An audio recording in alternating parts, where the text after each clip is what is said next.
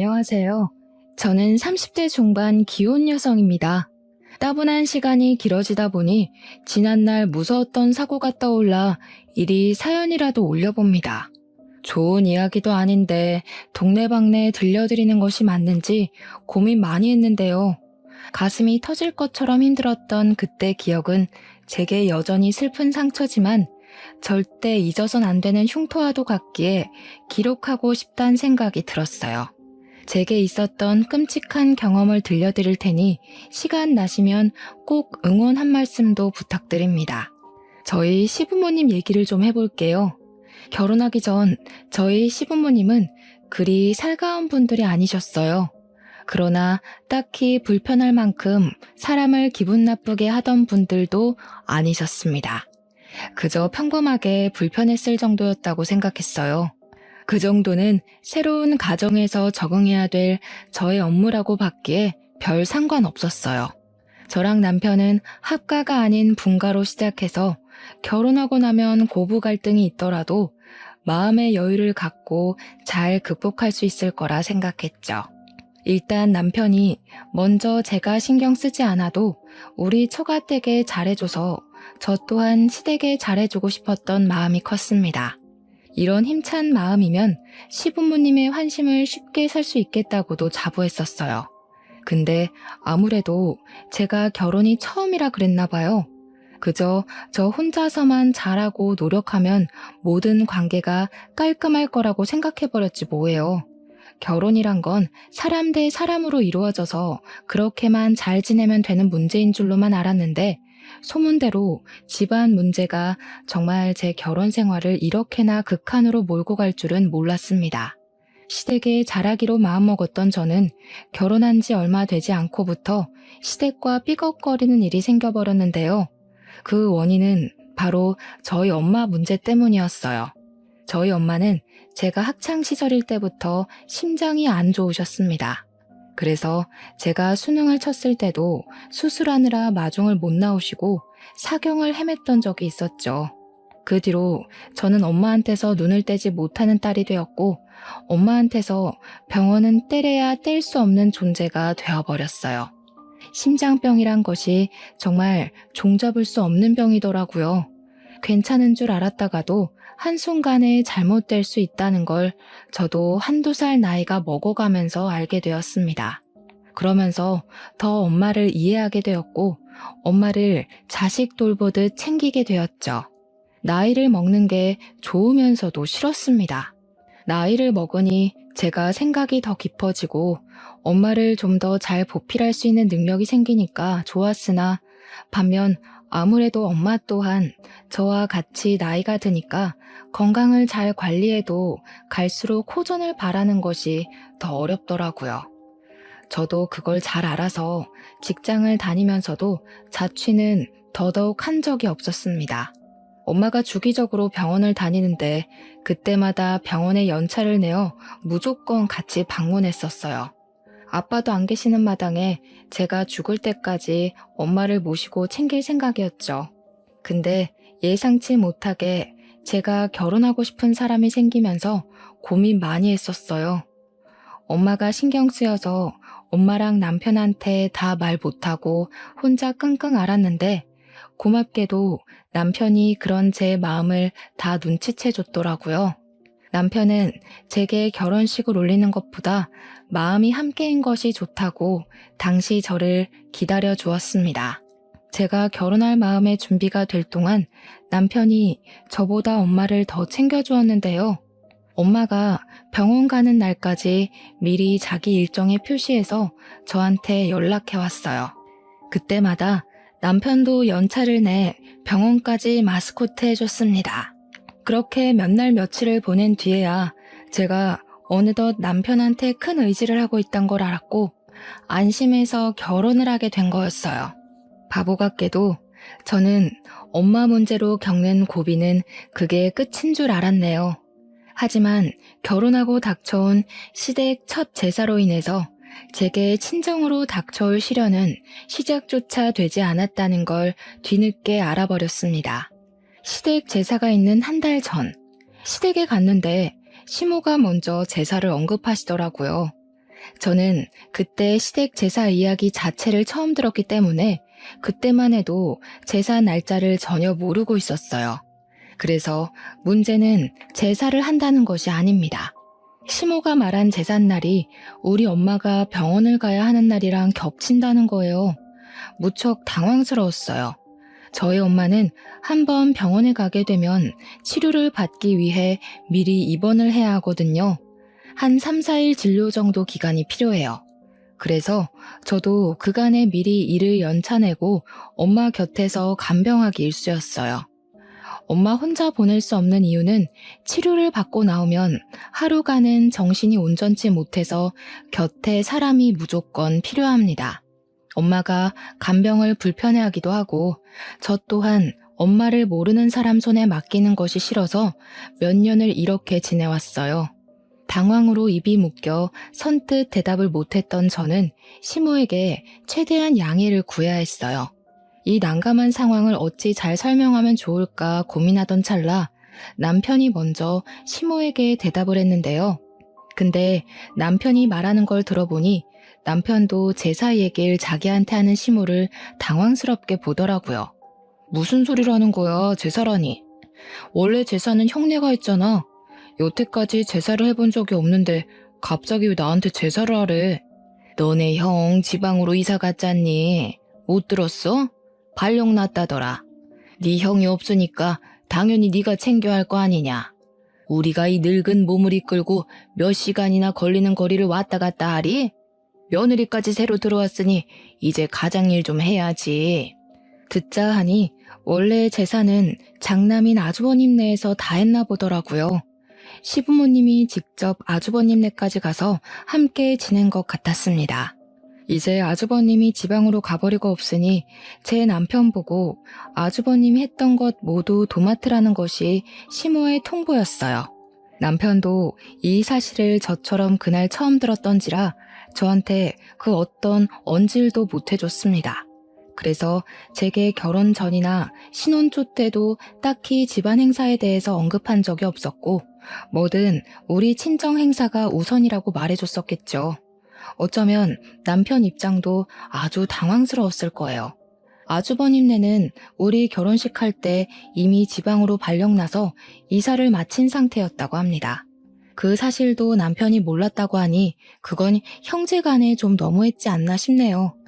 먼 친척도 아니고 형제 사이인데 같은 서울에 살다가 이사를 가는 거면 지방으로 이사 간다고 말해줘야 되는 거 아닌가요? 설령 바빠서 깜빡해서 못 해줬다고 하면 결혼식 때라도 말해줄 수 있었던 거잖아요. 저 혼자 이해 안 가는 부분이었던지라 둘 사이에 끼지 못하고 그저 입 꾹 닫고 서 있었습니다. 일단 저희 엄마 병원 때문에 이번 제사에 참석이 불가하다는 것부터 말씀드리는 게 급했으니까요. 어쨌거나 앞으로는 제사를 우리 남편이 맡아서 해야 된다는 거잖아요. 시부모님까지 모시고 이건 말 그대로 우겨서 거절하기 애매한 상황이라서 일단 남편이 수긍하는 듯 했습니다. 그럼에도 저와의 약속은 지키고 싶었는지 제 편의를 봐주려고 했어요. 그럼 나만 제사 참여할게. 와이프는 장모님 병원 때문에 안 돼. 미리 잡은 일정이라 뺄 수도 없고 장모님 심장 치료는 옆에 보호자 없으면 위험한 치료야. 이건 엄마가 양보해줘야 돼. 아들, 네 형이랑 형수가 왜 제사를 도맡아서 했는데 엄마 혼자 음식하고 준비하기에 몸이 안 좋아서 대신해주느라 그랬던 거야. 그런데 며느리를 쏙 빼놓고 하라고? 내가 와이프 하는 몫까지 다 할 거야. 이미 내가 다 약속해준 거라서 엄마가 마음대로 취소 못해. 더 이상 참견 말고 제사는 와이프 없이 하는 걸로 하자. 남편의 단호한 말이 이어지자 시모가 이번에는 대답을 안 했습니다. 그것이 괜히 눈치가 보여서 시모를 한번 쳐다봤어요. 시모는 그저 식탁에 놓인 주전부리들만 들추고 있더군요. 누가 봐도 기분 언짢다는 내색인 듯 했지만 어쩌겠습니까? 시모한테 죄송한 짓을 저지를 수밖에 없었어요. 그리고 시댁 제사 당일이 되었습니다. 그 어느 때보다 무거운 마음으로 엄마 병원을 가야 했어요. 그래도 남편의 감사한 배려로 엄마를 챙길 수 있다는 것 자체가 다행이라 생각하며 마음을 편히 가지려 했습니다. 그 바람에 미안하게도 남편은 혼자서 처음 해보는 제사에 참석을 하게 되었죠. 그리고 그날 남편이 제사를 끝내고 시댁에서 자지 않고 새벽 늦게 우리 엄마 병실을 찾아왔어요. 그 기척에 너무 놀라서 피곤한데 뭐하러 왔냐고 했더니 자기 고생한 거 생각도 안 하고 참 기특한 소리를 하는 거 아니겠습니까? 내가 태워다 주기로 했는데 장모님이랑 약속 못 지켰잖아. 미안해서 얼굴이라도 뵈려고 왔지. 아무래도 내일 인사드리는 게 좋겠지? 엄마랑 약속 못 지킨 것이 내내 마음에 걸려서 그 새벽에 이 먼 길을 달려왔다는 남편의 말에 정말 감동받았습니다. 남편의 마음이 너무 갸륵해서 그 때문에 혼자 제사를 고생한 남편에게 더 미안했어요. 안타깝지만 자고 있는 엄마를 깨울 수는 없었기 때문에 인사는 못하고 병원 가까운 곳에 제가 잡아둔 숙소로 가서 남편을 재운 뒤에 다시 병실을 찾았어요. 엄마도 사위가 아침 일찍 반겨주니까 좋아하더라고요. 남편은 뭐가 그리도 미안한지 엄마 얼굴을 보자마자 5분째 죄송하다는 말만 늘어놓고 있었습니다. 그런데 그때였어요. 남편이 이제 좀 엉덩이를 붙였는데 시모한테 전화가 온 겁니다. 결국 남편은 다시 자리에서 일어났고 잠깐 저희한테 양해를 구해 그 자리에서 통화를 받았어요. 그리곤 저희 모두가 그 자리에서 깜짝 놀랄 소식을 들었죠. 너 지금 어디냐? 네 엄마 아침에 쓰레기 버리러 나가다가 다리 힘 풀려서 계단에 굴렀다. 방금 수술하러 들어갔거든. 급한 일 있는 거 아니면 여기로 좀 올 수 있겠어? 시부 말로는 시모가 제사 때문에 안 하던 고생을 무리하게 해서 탈이 났는지 새벽 내내 다리가 아파서 잠도 제대로 못 잤다고 합니다. 그게 아침 대바람부터 그 사고를 낸 거라고 했고요. 그래서 상황은 급하게 다리 수술하러 응급실에 실려간 상태라고 하네요. 마침 병실이 조용해서 저랑 친정 엄마까지 듣고 있었던 터라 저희까지 놀랐어요. 결국 남편은 다시 시댁으로 가야 했습니다. 남편은 저희 엄마한테 면목없어 하면서 이미 끝냈던 사과를 또 하기 시작했어요. 엄마는 괜찮다면서 심호 걱정을 했고 가만히 서 있는 저를 보고도 같이 가보라고 권유를 했습니다. 엄마 두고 어떻게 가? 그래도 내일까지는 내가 있어줘야지. 엄마 지금 혼자서 화장실 가는 것도 어렵잖아. 정신만 돌아오면 다 된 거지 뭘. 여기 지나다니는 보호자 선생님이나 간호사 선생님 불러서 좀 도와달라고 하면 돼. 옆에 보호자분들한테 도와달라고 하거나. 엄만 이제 알아서 할 수 있으니까 네 시어머니나 가서 챙겨드려. 수술한다는데 아들이랑 며느리가 옆에 있어줘야지. 계속해서 곤란해하고 있는 저를 보면서 엄마는 하루 뒤면 태어날 건데 뭐가 그리 걱정이냐고 전화 꼬박꼬박 해줄 테니까 빨리 가보라고 했습니다. 원래 수술 끝나고 식구들이 같이 있어줘야 기운 빨리 차리는 법이라고 말이죠. 할 수 없이 저도 남편이랑 같이 시모가 있다는 병원으로 달려가야 했어요. 우리가 도착하니 시모는 이미 수술을 다 끝내고 다리에 철심을 박은 채로 병실에 누워 있었습니다. 이왕이면 엄마 말대로 수술 전에 도착하고 싶었는데 그게 좀 아쉬웠어요.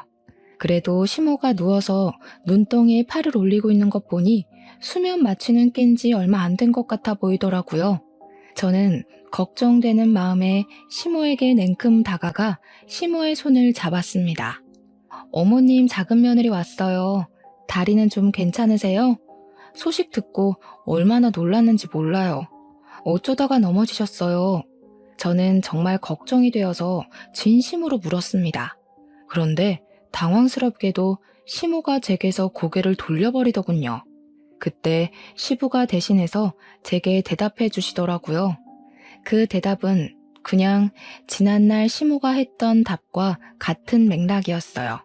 시모가 원래 몸이 불편해서 제사를 아주버님 댁에서 했다는 것, 음식도 형님이 다 한 것이요. 그런데 오랜만에 시모가 형님이 해야 할 몫을 모두 다 했더니 탈이 난 것 같다고 하는 겁니다. 남편이 최선을 다해서 시모를 도와준다고 했지만 아무래도 요리를 못하는 남자이다 보니까 시모 입장에서는 일손이 부족했나 보더라고요. 근데 착각인 건지 왠지 말씀하시는 게 마치 제 탓 때문에 시모가 이렇게 다쳤다는 걸로 들렸어요. 그건 저만 그렇게 느낀 것 아닌 듯 했습니다. 누가 아침부터 쓰레기를 버리러 가래? 새벽 내내 다리 아팠다면서 굳이 그 무거운 쓰레기를 왜 또 들고 나가서 사서 고생해. 지금 아빠 말하는 거 꼭 내 와이프가 제사 안 도와줘서 엄마가 이렇게 됐다는 걸로 들린다? 엄마 다친 건 그냥 사고야. 괜히 말도 안 되는 걸로 트집 잡을 생각하지 마. 남편이 제 편을 들어주어 속이 갑갑하진 않았지만 왠지 모르게 상황은 더 나빠지는 것 같았어요. 시모는 한숨까지 쉬면서 저를 꼴보기 싫어했습니다. 그렇게 정막만 가득한 가운데 얼마 지나지 않아서 나중엔 오랜만에 보는 아주버님 댁까지 지방에서 올라왔어요. 시모 다쳤다니까 지방에서 냉큼 올라온 듯 했습니다. 시모는 내리 창밖만 보고 있던 고개를 돌려서 형님과 아주버님을 마주했는데요. 저랑 남편이 왔을 때는 눈도 안 마주치더니 조금 섭섭하더라고요. 물론 제가 미운털 박히게 행동해서 남편까지 밉보이게 만들었겠지만 어떻게 저 하나 때문에 자기 둘째 아들한테 마저 삐치는 건지 모르겠더군요.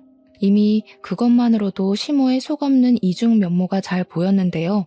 시모는 자기 편이 수두룩해지자 용기가 치솟았는지 갑자기 입이 살아서는 제가 같은 공간에 있는데도 서슴없이 공격적인 말을 내뱉더라고요. 내 살다 이런 경우는 처음 본다. 어떻게 시댁 제사가 뒷전일 수가 있어?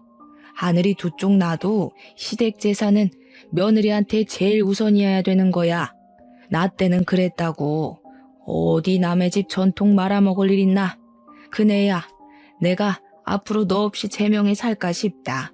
저 들으라고 하는 소리가 분명한데도 시모는 제게 눈길 한번 던져주지 않았습니다. 그제야 저는 시모가 어떤 사람인지 좀 더 명확하게 윤곽이 잡히더라고요. 결혼 초에는 그저 시모가 저를 어색해해서 대면대면하는 거라 생각했는데 알고 보니 그게 아니라 애초에 저랑은 굳이 살갑게 지낼 관계가 아니니 선을 그었던 것 같습니다. 막 도착한 형님은 마치 보란듯이 시모와의 친분을 더 과시했어요. 꼭 직장을 가면 텃세 부리는 사람들 있잖아요. 형님을 보면서 그런 기분을 느꼈습니다. 시모를 걱정하는 형님 멘트에서 은근히 저를 질책하는 내용도 있었거든요. 아니나 다를까 형님이 제게 기어이 한마디를 하고 싶었나 봐요. 제가 반응 없이 가만히 있자 시모를 내버려 두고서 저를 획 돌아보더라고요. 동서, 결혼한 지 얼마나 됐다고 시댁 어른을 이런 식으로 모셔? 아무리 젊은 사람이라 해도 그렇지 30대면 그렇게 생각 없을 나이도 아니면서 어머님을 이렇게까지 다치게 해? 제정신이야? 이봐요 형수, 우리 엄마는 혼자 계단 내려가다가 구른 거예요. 뭘 제대로 알고 말을 뱉어요. 잘 알지도 못하면서 누구한테 제정신이라는 거예요? 제 와이프한테 말이 너무 무례한 거 아닙니까? 네, 도련님. 저런 애들한테는 좀 무례하게 굴어야 말귀를 알아듣거든요. 오냐오냐 해주면 머리 끝까지 기어올라서 나중엔 어머님 온몸이 남아나지 않을 거라고요. 그때 돼서 이혼 아내 만에 집안 뒤집지 마시고 지금부터 와이프 교육 똑바로 시키세요. 형님은 시댁 사람들 사이에서 큰 소리 떵떵 치며 시댁 편을 들었습니다. 보니까 시모가 왜 아주버님 댁이 오자마자 하소연했는지 알겠더라고요. 형님이 나서서 속 시원하게 자기 편을 들어줄 줄 알았던 거겠죠. 식구들이 시모 다친 것을 다 제 탓으로 몰아가자 그 상황에서 가장 화난 것은 남편이었습니다. 남편은 자기 식구라고 숨기는 것 없이 솔직한 심정을 토로했어요. 다들 너무하네. 우리 집도 시가 집안이다 이거야? 이러려고 우리 부른 거야? 숨이 막힌다. 멀쩡하게 눈 뜬 거 봤으니까 갈게. 남편은 식구들에게 크게 실망했다는 표현을 표출하고서 저를 데리고 병원을 빠져나왔습니다. 그렇게 밖으로 나온 남편은 시댁 식구들을 대신해서 저한테 사과했어요. 그게 어디 남편이 잘못한 일인가요? 남편 탓 아닌 걸 알아서 남편한테 화나진 않았어요. 아까까진 시댁 식구들한테 짜증이 났지만 막상 나오니까 그 짜증이 또 그리 길게 가지도 않았어요. 그건 아마 제 기분이 극에 치닫기 전에 남편이 자꾸 알아서 다 해결해줬기 때문이 아닌가 싶습니다. 이후에는 그냥 고민 많이 되었어요. 남편 말로는 시댁 제사가 4달 뒤에 또 있다고 했거든요. 그걸로 남편도 걱정이 많은 것 같더라고요. 시모가 그때 우리 집에 와서 제사를 지낸다고 그랬대요. 물론 남편은 그 제사도 제가 원하지 않으면 자기가 혼자 한다고 했습니다. 솔직히 저희 엄마 사정 이해 못해주는 시댁 제사 따위 신경 써주고 싶지 않은데 남편 집안이니까 아예 무시할 순 없는 노릇이었어요. 그렇지만 역시나 시댁 얼굴을 안 보게 살 게 아니기 때문에 남편을 위해서라도 괜찮다고 다음엔 같이 하자고 했습니다. 그날 이후 왠지 모르게 마음 편할 날이 없었어요. 시모 다리 다친 것 때문에 자주는 못해도 가끔은 시댁을 들여다봐야 될 것 같다고 남편한테 말하면 남편이 그냥 신경 꺼도 된다고 하더라고요. 그래서 그냥 시댁에 전화를 걸어보면 시모는 전화를 안 받으시고 시부는 괜찮다고만 하며 전화를 빨리 끊기만 했습니다. 근데 어느 날엔 제가 참 속상한 소리를 수화기 너머로 듣게 되었었는데요. 또 전화 왔어? 할 일이 그렇게나 없나? 제삿날만 콕 집어서 잘만 빼먹더니 허구한 날 놀고 먹나 보네. 절대 오라고 하지 마소. 깨우면 귀찮아지니까. 시부가 급히 전화를 마무리하고 끊었지만 제가 다 들어버린 내용이었죠. 그 뒤로는 시댁에 전화를 넣지 않았어요. 시모가 저를 뒷담하는 어투가 아주 익숙하게 들렸거든요. 싫다는데 더 이상 챙겨드려봤자 뭐 하겠습니까? 남편이 저희 엄마 잘 챙겨주니까 저도 그러려고 했던 것뿐인데 그때부터 그냥 남편 말대로 시댁에 신경을 끄기로 했어요. 그리고 마음 무겁게 시간만 보냈고 어느 날 저는 세상에서 가장 힘든 시간을 겪었습니다. 엄마랑 평소처럼 통화를 하던 날이었어요. 엄마 심장 기능에 문제가 생겼는지 전화하는 도중 엄마가 갑자기 쓰러진 겁니다. 그때 제 정신도 바로 나가버렸던 걸로 기억해요. 무슨 정신으로 119에 신고를 했는지 잘 모르겠어요. 어떻게 신고를 하고서 저는 엄마랑 매일 다녔던 병원으로 바로 출근했습니다. 갔더니 엄마는 미리 도착해서 긴급조치 수술에 들어가 있었어요. 그 모습 보자마자 다리에 힘이 풀려서 엄마를 부르며 울부짖었습니다. 간호사 선생님들이 제 얼굴을 익히 알고 계셔서 저를 잘 달래주었기에 2달이 버티고 서 있을 수 있었네요. 그래도 미리 좀 진정하는 덕에 수술 마치고 나온 의사가 하는 말을 제대로 경청할 수 있었습니다. 의사가 하는 말이 엄마가 과거에 심장 수술했던 부분에 문제가 생겨서 심장을 재수술 진행해야 될 것 같다고 하더라고요. 근데 상태가 위급하대요. 날짜를 빨리 잡아야 할 정도로 생명에 치명적이라는 겁니다. 그 소리를 듣는데 겨우 진정한 심장이 다시 뛰기 시작했어요. 엄마가 아직 무사한데도 엄마 손을 놓쳐버릴 것 같이 왜 그렇게 조마조마한지 모르겠더라고요. 저는 의사 선생님이랑 최대한 일정을 조정해서 가장 빠른 날로 수술을 잡았습니다. 제 개인적인 스케줄과 회사 스케줄? 그건 다 조정할 수 있었어요. 의사 선생님도 저와 저희 엄마를 오랫동안 봐주신 분이라서 최대한 편의를 봐주셨죠. 모든 게 문제없이 잘 진행되어 엄마만 무사하면 될 일이었는데 하필 생각지도 못한 장애물에 또 걸리고 말았습니다. 말도 안 되게 연 4회 있는 시댁 제사랑 한 번 더 겹쳐 걸린 것 아니겠습니까? 그 사실이 무척 마음에 걸렸고 찝찝했지만 그렇다고 엄마 수술날을 미룰 수는 없었어요. 저는 번복 없이 정해진 날로 밀어붙였습니다. 시댁 식구들과 화합하는 것보다 엄마를 살리는 게 먼저라고 생각하거든요. 남편한테는 너무 미안했어요. 다음 제사 때는 꼭 도와주겠다고 약속했었거든요. 그런데 이미 저 혼자 판을 다 벌려놓고 남편에게 통보한 셈이잖아요. 저는 그날 남편에게 면목 없어서 한참을 사과했습니다.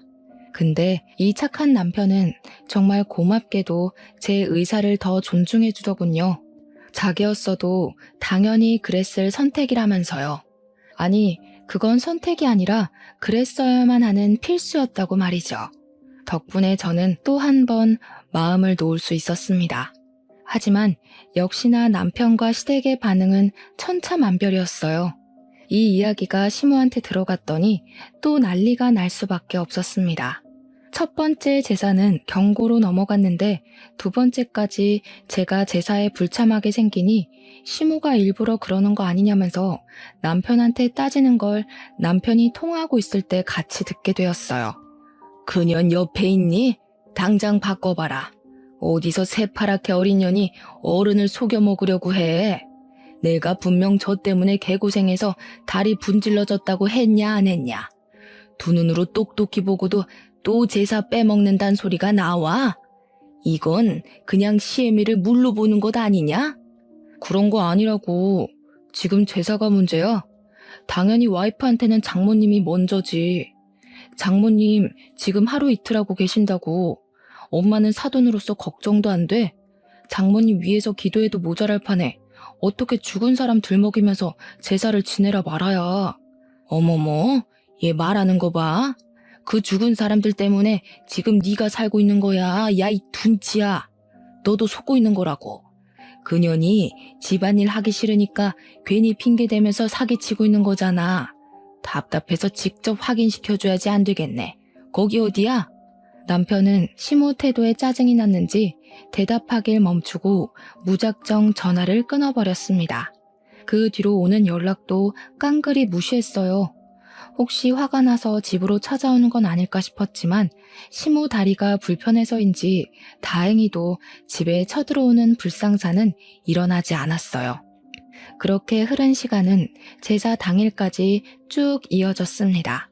남편은 끝까지 시댁의 연락을 무시했고 저는 남편에 의해 시댁의 연락처가 차단되어 버렸죠. 그리고 우리 엄마 수술날 남편은 같이 휴가를 내 제 곁에서 우리 엄마 수술할 때까지 함께 해줬어요. 제사 때문에 가봐야 할 텐데도 수술 끝날 때까지 기다리려고 하더라고요. 당신 제사 준비하러 안 가? 시장은 오후 일찍 문 닫을 텐데 갈 때 어머님도 모시고 가야 하잖아. 필요 없어. 이미 인터넷으로 음식 주문해놨어. 나중에 저녁에 갖다 준다네.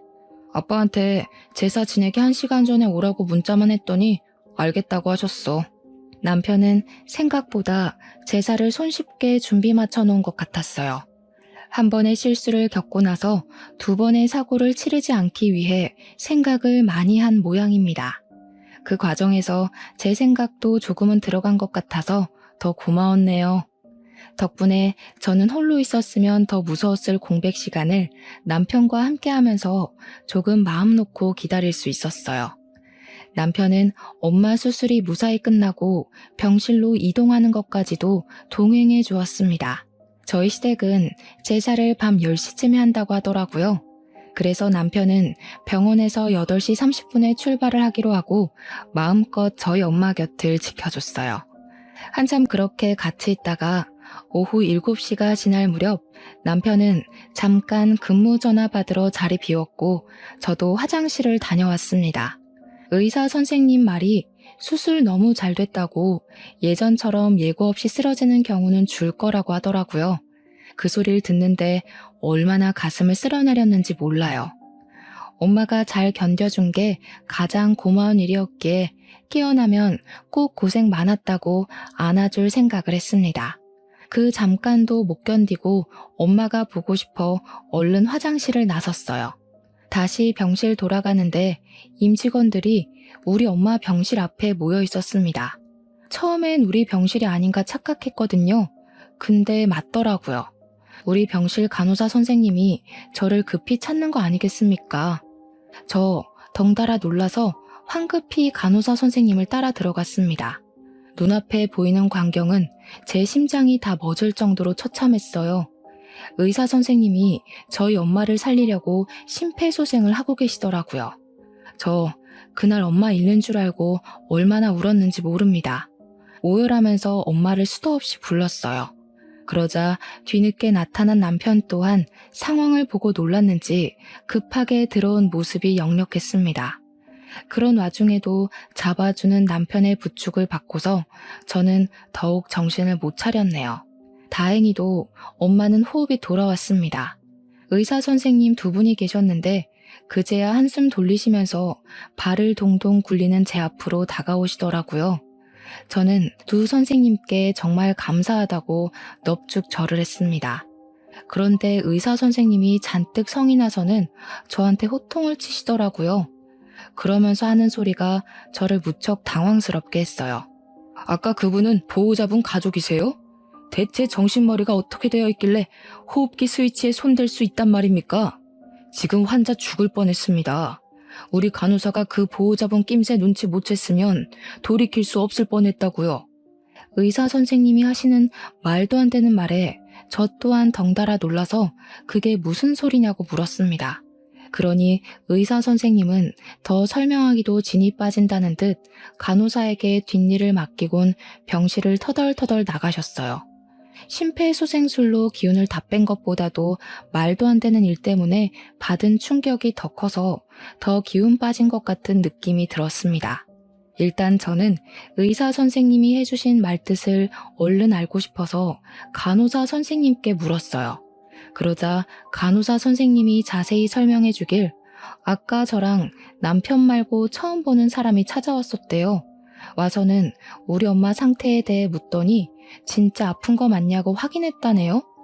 혹시 직원 누구한테 돈 찔러주고 아픈 척 누워있는 거 아니냐고 했다는 겁니다.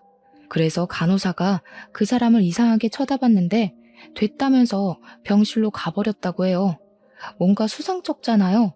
때문에 간호사가 뒤늦게 가서 확인했더니 글쎄 그 사람이 우리 엄마 호흡기 장치를 끄고 있었다는 거 아니겠습니까? 사실을 알고 얼마나 간이 철렁했는지 모릅니다. 근데 그 소리를 들으니까 문득 바로 떠오르는 사람이 있더라고요. 바로 시모였죠.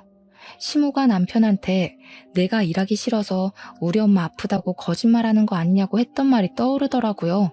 저는 더 생각하고 싶지도 않고 당장 찾아 나서고 싶었어요. 그래서 간호사 선생님한테 우리 엄마를 좀 부탁하고 병원을 뛰쳐나왔습니다. 남편도 바로 제 뒤를 따라왔죠. 불과 좀 전에 있었던 사고였기 때문에 분명 일을 벌인 사람이 멀리 못 갔을 거라 생각했습니다. 아니나 다를까 우리가 건물 나오자마자 병원 밖으로 빠져나가는 익숙한 차가 하나 발견되었어요.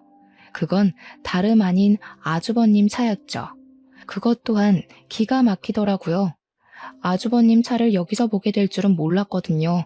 시무가 아니라 아주버님이랑 형님 짓이었구나 라는 것을 그때 알아차렸어요.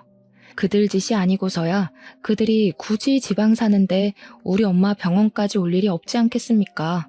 저희 엄마 병원이 서울 한복판에 있는 유명한 병원도 아닌걸요. 아마 시무가 뒤에서 형님을 조종했겠죠.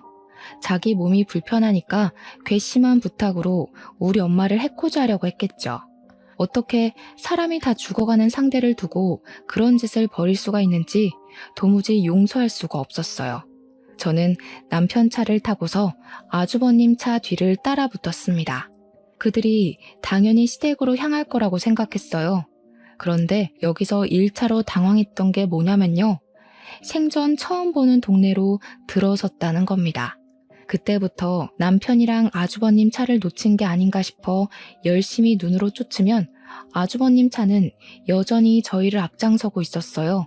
결국엔 낯선 아파트 건물까지 들어가서야 차가 멈추게 되었죠. 여기서 끝이 아니었습니다. 2차로 당황했던 건 그 차 안의 주인공들 때문이었어요. 아주버님이랑 형님까진 예상했었는데 시부랑 시모까지 타고 있는 줄은 몰랐거든요. 그러니까 우리 엄마 병원을 다녀간 사람이 무려 4명이라는 겁니다. 우리 엄마를 죽일 뻔한 짓을 한 사람도 그 짓을 알고 있는 사람도 4명이라는 거예요. 그렇게 일을 저질러 놓고는 이 어딘지 모를 동네로 불이 나게 도망을 온 거 아닙니까? 이래놓고 제가 몰랐다면 넷이서 입 맞춰 끝까지 발뺌했겠네요.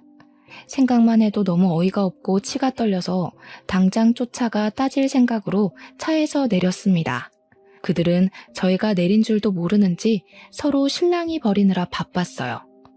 나 정말 아직도 심장 뛰는 것 좀 보세요.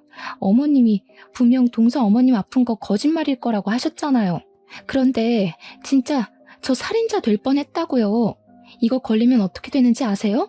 저 잘못되면 어머님이 다 책임지셔야 돼요. 알겠어요? 얘가 왜 남의 탓을 해? 내가 올라가서 진짜 아픈지 아닌지 확인만 해보라고 했지. 누가 기계를 꺼보라고 하든? 그거 하나를 못 알아봐서 그런 무식한 짓을 저지르냐? 무식한 네 머리통을 탓해. 나는 모르는 일이다. 네? 여태까지 제가 얼마나 도와드렸는데 이렇게 나오시면 안 되죠. 저는 어머님의 꼭두각시였을 뿐이에요. 제 자의로 한 건 아무것도 없다고요. 자꾸 모른 척 하시면 어머님이 동서 부려먹으려고 사기친 거 제가 다 까발릴 거예요. 까발려? 그래, 가서 까발려라. 그러는 넌 뭐 다를 줄 아냐? 너도 동서 생겼다고 일하기 싫어서 꾀부린 건 마찬가지 아니야? 지방 갔다고 거짓말해서 이런 데 숨어 살 정도로 일하기 싫다는 년이 누군데? 네가 그러고도 맏며느리야? 어휴, 집안에 맏며느리란 년이 이렇게 꼴통이어서야. 동네가 시끄럽도록 쩌렁쩌렁 소리를 지르는 그들의 대화를 듣고서 저는 제자리에 서서 꼼짝도 할 수 없었습니다. 저라고 며느리로서 시댁에 잘한 것 하나도 없긴 하지만 그렇다고 시댁에서 저를 이런 식으로 매도하려고 수쓰고 있는 줄은 꿈에도 몰랐어요. 소란스러운 와중에 유독 제 눈에 들어오는 것이 또 하나 있었는데요. 이것 또한 아주 우습습니다. 시모는 다리 수술 말이에요. 시모가 계단에서 굴러 수술을 하는 바람에 평소 지팡이가 없으면 잘 걷지도 못하는 처지가 되어버렸다고 했었거든요. 그런데 양다리를 아주 건강하게 꼿꼿하게 세운 채로 형님을 몰아붙이고 있더라고요. 그러니까 시모 다리 사기라는 거네요. 그리고 모르는 동네인 줄로만 알았던 이 아파트. 어딘가 했더니 아주버님 댁이었다는 걸 운 좋게 알아버렸어요. 말했다시피 아주버님은 지방으로 이사 갔던 게 아니라 시댁 일하기 싫어했던 형님이 이제 동서 생겼다는 이유로 시댁 집안일에 손 터는 바람에 지방으로 이사 간 척 숨기고 살았던 거라는 거죠. 이것도 역시 사기라는 거고요. 참 시모랑 형님이랑 어떻게 된 게 마음은 잘 맞았나 봅니다. 그러나 마음 잘 통해서 계획은 좋았지만 실천에서 영 엉망진창인 게 둘은 손발 안 맞는 짝인 게 증명된 셈이네요. 아마 제가 본인들 뜻대로 움직여지지 않아서 많이 당황했을 겁니다. 저한테 아픈 엄마가 있을 거란 변수는 생각 못했겠죠. 제가 엄마 때문에 자꾸 며느리 노릇을 못해 보이니 그게 자기들처럼 머리 써서 사기치는 줄 알았나 봐요. 그래서 우리 엄마가 거짓말로 심장 질환 있는 척 한 걸까봐 병원까지 확인하러 가게 된 것 같습니다. 너무 하찮은 사람들이 아닙니까? 고작 그딴 의심 때문에 우리 엄마가 죽을 뻔했다는 사실이 너무 어이가 없고 화가 나서 눈물이 다 나는 겁니다. 마찬가지로 식구들의 대화를 같이 듣고 있던 남편도 식구들한테 열받았는지 저보다 남편이 먼저 식구들 앞에 모습을 드러내버렸어요. 남편은 밑도 끝도 없이 달려들어 담배 피고 있는 아주버님을 잡아 주먹을 날렸습니다. 이런 쓰레기 집안을 달고 다닐 바엔 차라리 고아가 낫겠다. 당신들이 사람이야?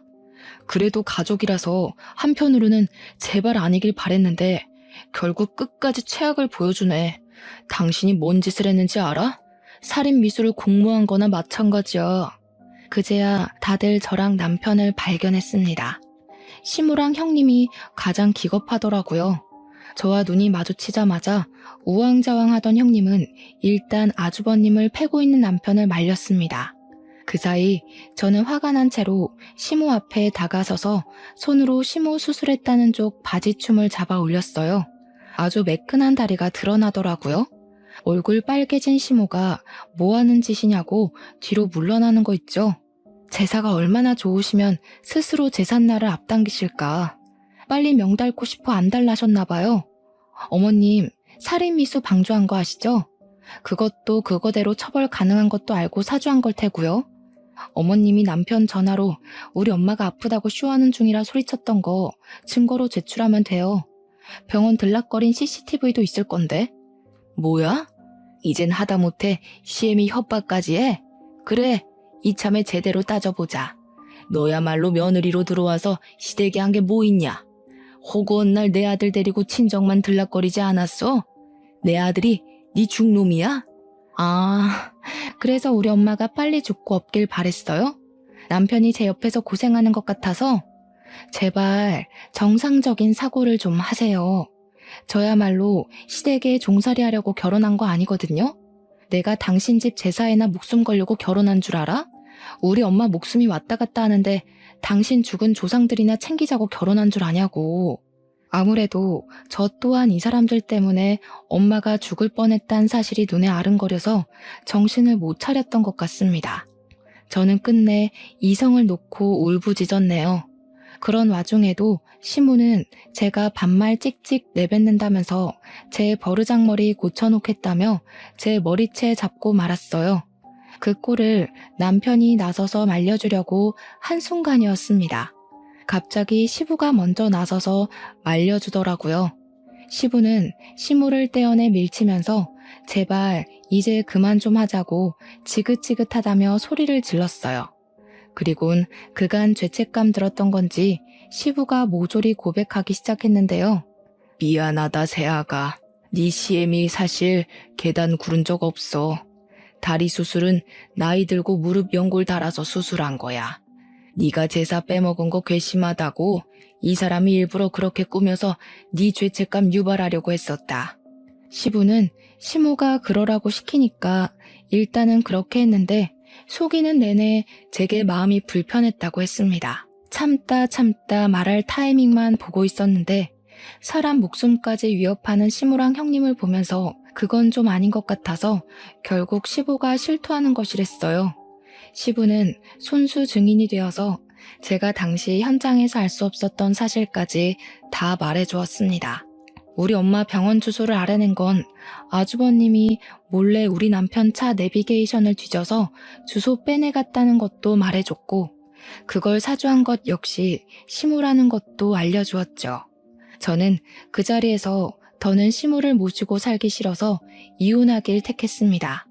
근데 남편에게 미안하다고 이혼하자고 얘기를 하려는 순간 시부가 저를 막았어요. 시부가 먼저 시무한테 이혼 통보를 하는 거 아니겠습니까? 저 당황해서 한 발 물러나고 말았습니다. 이혼이라니? 여보 왜 이래? 당신이랑 내가 무슨 문제가 있다고 이혼을 해? 우리 둘 사이에만 문제 있어야 이혼을 해? 내가 당신이랑 같이 못 살겠어도 이혼은 할 수 있는 거야. 이혼 소송이 왜 있겠어? 난 사람 생명 함부로 생각하는 사람이랑 한 이불 덮고 못 자. 섬뜩해. 시부는 시무를 이혼 합의가 아닌 소송으로 처리해버렸습니다. 그제야 시무가 시부한테 매달리며 사과하고 난리를 부렸어요. 그 와중에 형님은 아주버님한테 어떻게 좀 해보라고 애원했죠. 저는 그런 형님한테 한마디 던져줬어요. 형님, 만날 거면 능력 좋고 개념 똑바로 박힌 남자를 만나지 그랬어요. 어쩌다가 저런 팔푼이를 만났대? 형님이 천박한 짓 저질러도 편을 한번 안 들어주잖아요. 하긴 형님 하는 꼴이 팔푼이밖에 못 만날 것 같네요. 자존심은 있는 건지 아주버님이랑 형님이 저한테 달려들려고 하자 그걸 남편이 나서서 막아줬어요. 아주버님은 남편이 막았지만 남편이 차마 못 막아줬거든요. 그래서 남편이 저를 걱정했는데 여자가 한이 맺히면 5, 6월에도 서리가 내린다고 형님 때문에 너무 화가 나서 제 손이 알아서 주체를 못하더라고요. 다가오는 형님에게 그만 손바닥을 날렸지 뭐예요? 나자빠진 형님을 두고 저는 그대로 돌아섰습니다. 마침 경찰차가 들어오더라고요. 남편이 뒷정리를 해주고 저는 남편 차 안에서 병원에 전화하며 엄마의 상태를 묻기 바빴네요. 시부 덕분에 저는 남편과는 이혼하는 불상사는 면했어요. 남편 같은 좋은 남자와 이혼했다면 평생 후회했을 텐데 그거 하나는 다행이라 생각을 해요. 아무튼 그 뒤로 저랑 남편은 시무랑 형님에게 손해배상 청구하고 살인미수 방조죄로 고소했습니다. 당연히 형님은 살인미수로 고소해버렸고요. 형님은 깜빵 안에서 혹시 이혼이라도 당할까봐 아주버님이 면회 갈 때마다 엄청 닥달하는 것 같았어요. 아주버님은 오히려 그것 때문에 지치는 것 같았고요. 그 둘은 서로 그렇게 지치고 망가질 때까지 서로 핥히기만 하다가 결국 이혼했으면 좋겠네요. 저랑 남편은 이전보다 훨씬 더 돈독해졌습니다. 집도 옮겼어요. 남편이 우리 엄마 걱정된다고 근처 아파트로 이사 가자고 하더라고요. 그래서 종종 엄마 집에 가 밥도 얻어먹곤 한답니다. 참, 저희 엄마는 의사 선생님 말씀대로 수술이 잘 돼서 건강하세요. 큰일 날 뻔한 경험을 했지만 다행인 건지 엄마에겐 그 기억이 없습니다. 저랑 남편이 일부러 말을 안 해주기도 했어요. 그냥 별로 좋은 일이 아니니까 시간을 두고서 말해야 할 때가 되면 밝힐까 합니다. 제가 남편에게도 늘 하는 말이 있는데 이 사연이 해피엔딩이라서 정말 다행이라는 말을 계속하고 있어요. 혹여라도 엄마가 잘못되었다면 그 사람들이 감방 갔더라도 제겐 해피엔딩이 아니잖아요. 이렇게 잘 살고 있다고 끝낼 수 있어서 얼마나 안심이 되는지 모릅니다. 앞으로의 제 인생도 늘 해피엔딩이었으면 좋겠네요. 당연히 여러분들의 인생도 마찬가지로요. 바쁜 시간 내주셨죠? 그래서 복 받으실 거예요. 너무 감사드립니다.